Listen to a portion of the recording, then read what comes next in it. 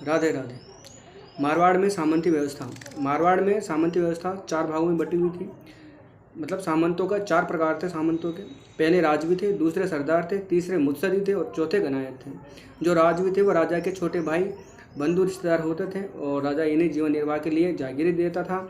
और ये जो जागीरें थीं वो 3 पीढ़ी तक के लिए हर प्रकार के कर, हुक्मनामे, रेख आदि करों से मुक्त होती थी। लेकिन 3 पीढ़ी पश्चात ये राजवी जो थे ये भी सामान्य जागीरदारों की श्रेणी में आ जाते थे। उसके बाद में नेक्स्ट कैटेगरी सरदार। तो सरदारों की 4 श्रेणियाँ थी। पहले सिरायत थे, दूसरे इकहरी ताजिम के सरदार थे, तीसरे महापसाव के सरदार थे और जो चौथे थे वो हाथ कुरब के ताजिम के सरदार थे।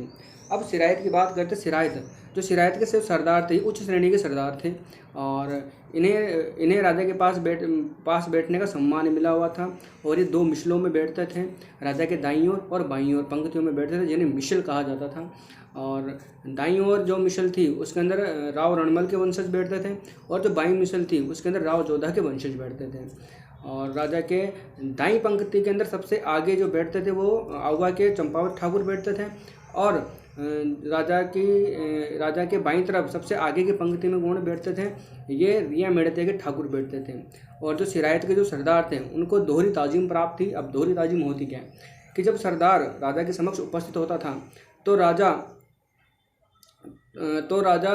उसका अभिवादन करने के लिए खड़ा होता था और जब वो सरदार प्रस्थान करता था राज दरबार से तब भी राजा अभिवादन करने के लिए खड़ा होता था। तो इसे दोहरी ताजिम यानी कि आगमन और प्रस्थान के समय राजा का अभिवादन करने के लिए खड़ा होना क्या थी, दोहरी ताजिम थी। कि सामंत के दरबार में आगमन एवं प्रस्थान के समय जब राजा खड़े होकर उसका अभिवादन करता था तो इसे दोहरी ताजिम कही जाती थी। और सिरायत के जो सरदार थे उनको यह दोहरी ताजिम प्राप्त थी। अब नेक्स्ट बात करते हैं कौन से, तो इकहरी ताजिम के सरदार। इकहरी ताजिम की जब सरदार राजा के समक्ष उपस्थित होता था केवल तभी राजा उसका अभिवादन करता था, उठकर प्रस्थान के समय राजा उसका उठकर अभिवादन नहीं करता था। इसे इकहरी ताजिम कहा जाता है। अब बात करते हैं बहापसाव के। बहापसाव के ताजिम के सरदार। अब बहापसाव होता क्या है कि जब सामंत राजा के समक्ष दरबार में उपस्थित होता था तो वह राजा को सम्मान देने के लिए अपनी तलवार को उसके पैरों के पास रखकर उसके अचकन फिर घुटनों को अपने हाथ से छूता था और इसके बदले में राजा अपना हाथ उस सामंत के कंधों पर रख देता था। और ये जो प्रोसेस थी, ये जो प्रक्रम था, ये बहापसाव कहलाता था। और नेक्स्ट था अपना हाथ कुरब के ताजिम के सरदार। अब हाथ कुरब क्या होती है कि जब सामंत राजा के दरबार में उपस्थित होता था तो महाराजा या राजा अपना हाथ उसके कंधे पर रखकर एक हाथ अपनी छाती तक ले जाता था। इसे हाथ कुरब का सम्मान कहा जाता था। अब नेक्स्ट बात करते हैं मुत्सदी। मुत्सदी कौन थे? मुत्सदी वे सामंत थे जिन्हें राज सेवा के बदले जागीरें प्राप्त हुई थी और जब तक इनका सेवा काल चलता इनकी जागीर इनके पास रहती। जैसे सेवा काल खत्म होता जागीर इनसे छीन ली जाती।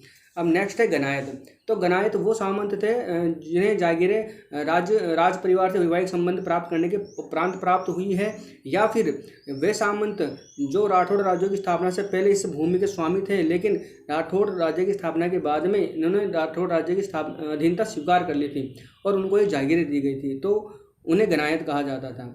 जब भी मारवाड़ में किसी महाराजा शासक की मृत्यु होती तो सरदारों की और मुत्सदी सरदारों की इनकी स्त्रियां रोते हुए किले पर पहुंचती थी। लेकिन महाराजा सूर सिंह के काल में ये जो प्रोसेस था उसको बंद कर दिया गया था।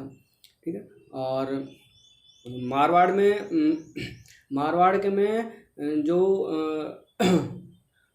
मारवाड़ के शासकों को जो राजतिलक का जो अधिकार था वो जेतावत ठाकुरों को था। किनको था? जेतावत, बागड़ी के जेतावत ठाकुरों को था कि जब भी मारवाड़ में नए शासक का राजतिलक होगा तो उनका जो अपने अंगूठे को काट कर रक्त से तिलक जो करेगा वो बागड़ी के जेतावत ठाकुर करेंगे।